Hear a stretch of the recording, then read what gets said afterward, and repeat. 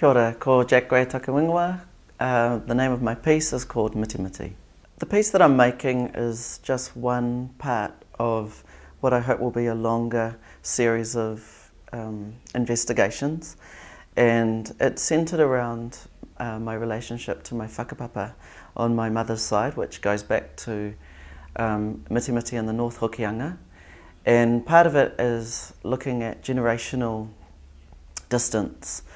We haven't been back to the whenua for 2 generations, and just recently I've started the process of reconnecting, and in doing so I've done a lot of research around traditions, around our tribal stories, and then wanting to see how that matches and compares or contrasts to our experience as Māori today.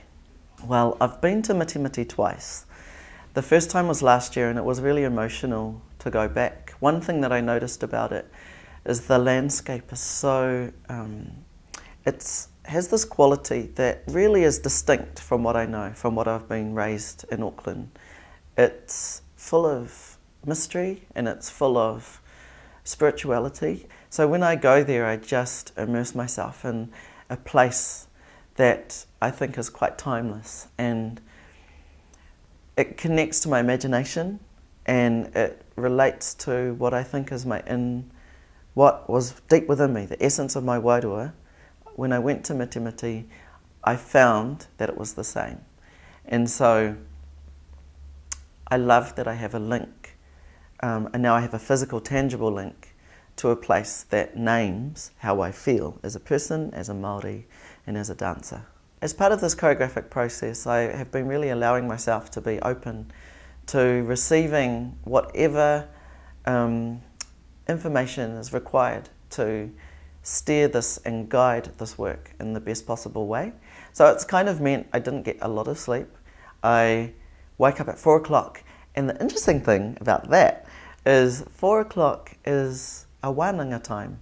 In the old days, our people used to stay up way into the night talking, telling story, telling genealogies, and I've found that that naturally happened during this process, and again it makes me feel secure that I'm following the right direction.